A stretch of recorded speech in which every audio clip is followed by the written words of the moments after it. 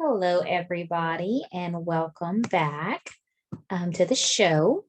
So, today we're going to be talking um, about emotions, emotional wellness. So, um, there's a simple rule that I try to live by, and most of the time it works, and sometimes I fail terribly at it. But the rule is never let your emotions overpower your intelligence, which is easier said than done, because we know how hard and difficult that can be. Um, because emotions are such a powerful thing. Poor emotional health can affect your physical health. Mind and body are tied together. And so that's why I think that this is important. I mean, it can go as far as weaken your immune system. Physical symptoms of emotional, when you're not feeling good, like emotionally, can be headaches, high blood pressure. I mean, that's from like anxiety and stress, lightheadedness, like if you're having a panic attack, anxiety attack, digestional issues, insomnia, palpitations, and then it can lead to things like weight gain or weight loss. Most people experience this after divorce because it's very stressful. So when you are going through emotional hard times, those are the things that that can happen physically in response to your emotions. So when you feel stressed and anxious and upset, things of that nature, it's also harder to take care of your physical health because you just don't feel good. You just feel blah and you want to either withdraw or numb the feelings with something. And most times that's alcohol or food. That's where the weight gain and, weight loss come in. Some people want to eat more, some people won't eat at all. So emotional well-being can have a negative effect, and it's from the inside out. So how you feel on the inside is a reflection of your outside. So an upbeat mental state, it will improve your health, just gets you started on a whole different playing field. But saying that, happiness, I feel like sometimes people feel like happiness should be your baseline. And it's not. Happiness is an emotion, just like every other emotion, but it's not the baseline. It's not what you roll out of bed, just happy. Most people's baseline is just kind of chill. They're not happy. They're not upset. They're not jumping off the walls. They're just, they are what they are. All feelings are important. I think a lot of people think, some feelings are better than others, or you shouldn't feel certain things, but all feelings are important. But how you process them is even more important. So I want to give you an example. So take this example. You have two people, each get fired from their job. So you have the first person. So the first person, they feel betrayed, they are upset, they are rejected, they're afraid. So basically the feelings are betrayal, you're upset, and you're afraid. So the first person responds to these emotions in a negative way. They lash out at their boss or their family just because they feel kind of icky about the situation. They become withdrawn. They give up. They'll never get another job again, never get as good a job as what they had. They start to self-sabotage. And the negative self-talk is part of that, where you're not good enough, you didn't do a good enough job, if you were better, if you would have done this and that and the other, then, you wouldn't have gotten fired. The second person feels those same emotions. They still feel betrayed. They still feel upset. They still feel that fear, but they respond differently. They accept the facts of that situation. The facts are you got fired. They don't necessarily internalize the reasons why. There's lots of reasons why you could have got fired. The company could be going through, a really hard time. A lot of people in COVID, they had to downsize just because, business was not good. It doesn't always have to be something you did to be the reason why you got let go. It's almost like they remain calm and open-minded in the situation. So you do feel those emotions, but how you respond is a lot differently.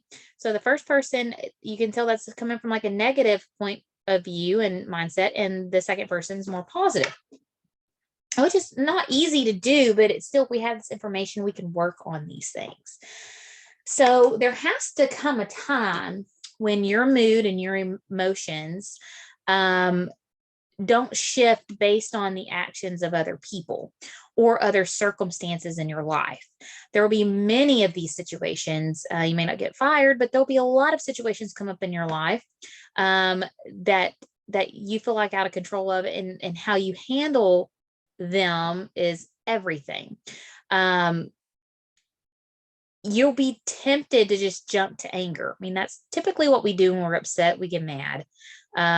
Is what I notice a lot. You don't really have people processing those emotions. It's just straight to mad. And anger, it's most times one of the first emotions that we feel when things are upsetting or disappointing, or when something negative happens. But I want to make something really clear. And I'm big about accepting responsibility for yourself, big on that. But anger doesn't happen to you. You get angry. And if I were to ask you, and you were able to answer me right now, if you liked getting angry, the answer would be no. So then I ask you, then why do you do it? And I'm guilty of it. I'm not saying don't ever get angry. I actually got pretty angry today, handled it pretty well, but something did irritate me a lot. But it's how you respond when you're angry. Anger is an emotion, but you can feel anger and then process it, or then you can feel anger and then stew about it. And that stewing about it is what I'm talking about, that, or the reaction you have when you're angry. You have to learn to process anger just like you process joy and sadness and other things. There's a way to experience anger, and most time flying off the handle and acting crazy isn't how you should be handling it. Example, when you're boiling water, you cannot see your reflection in boiling water. Similarly, you cannot see the complete truth of a situation when you're angry. It's when the water calms down that clarity comes. So that's why I try to always step back, and I don't always do this, but I'd say good 95% of the time when I'm angry, I won't say anything.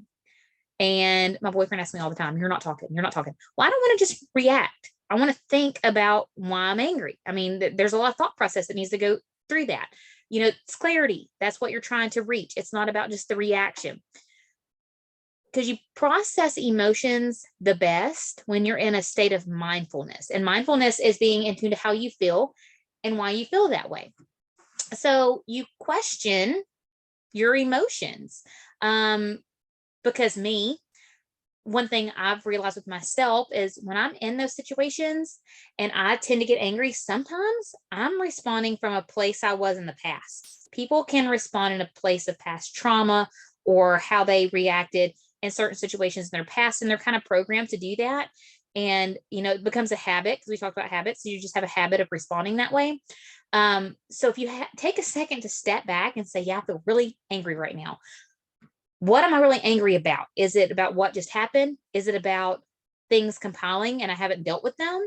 Or is it about some past trauma? Why am I acting the way I'm acting?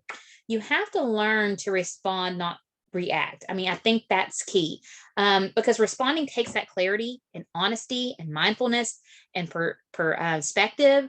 And reaction is really, it's just actions based on feelings and emotions. There's not a whole lot of thought in it when you just react.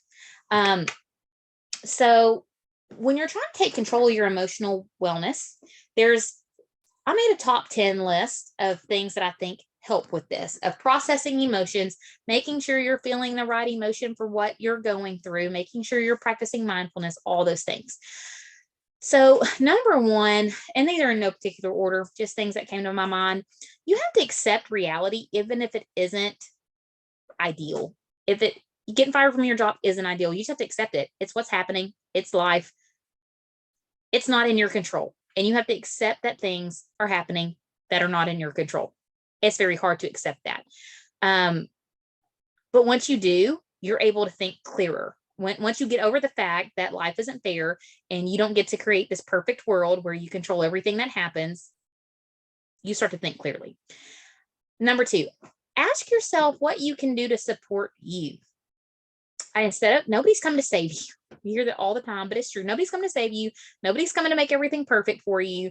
What can you do to support yourself? What can you do to kind of take the control of you back? Most times that comes in step number 3 that I put down is setting boundaries.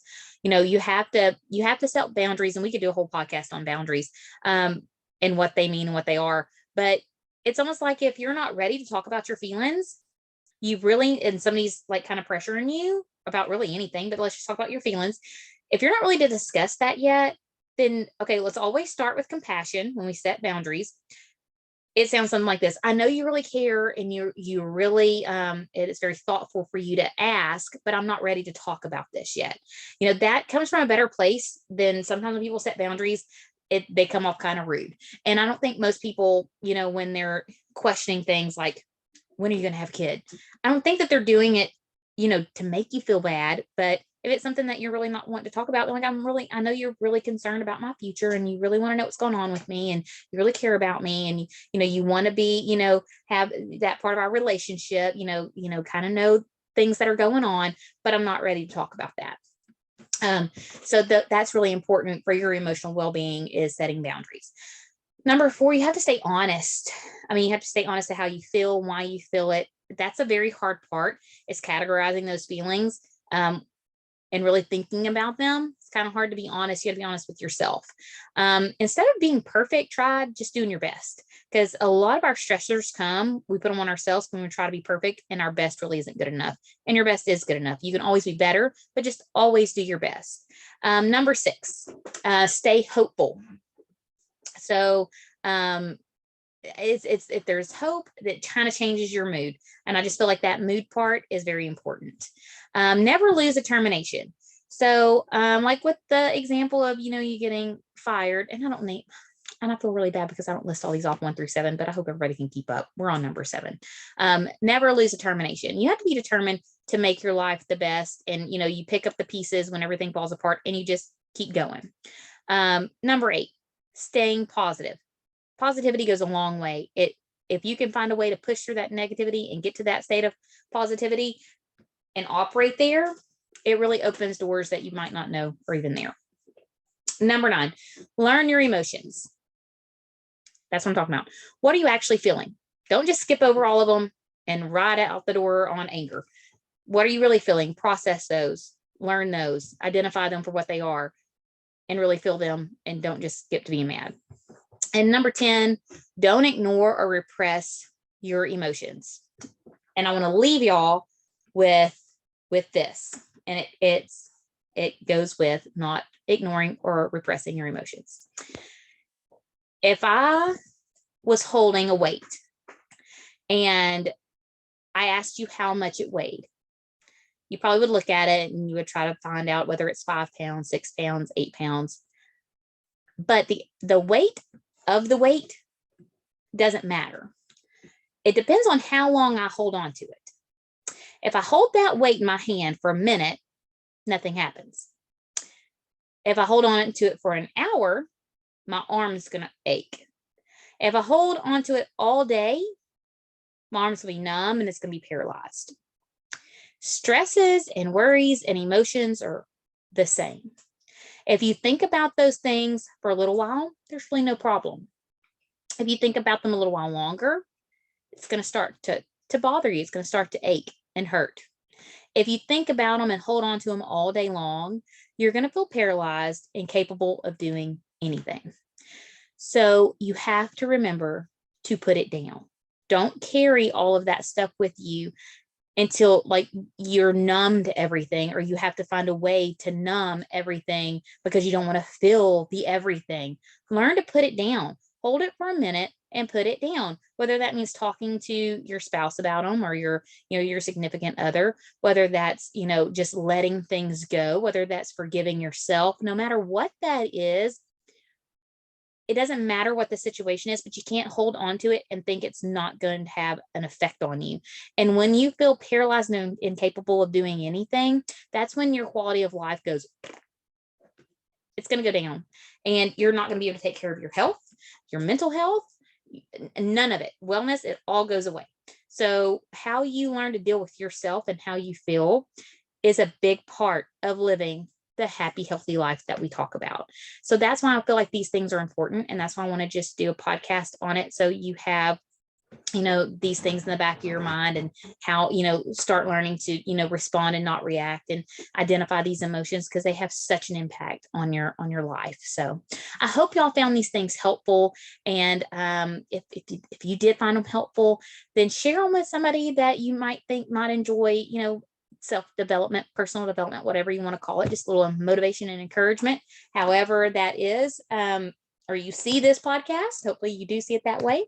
But this podcast, I'm really, really excited because I didn't go super, super long. So I will let you all go, and thank y'all for tuning in, and I will talk to y'all next week. Thanks so much.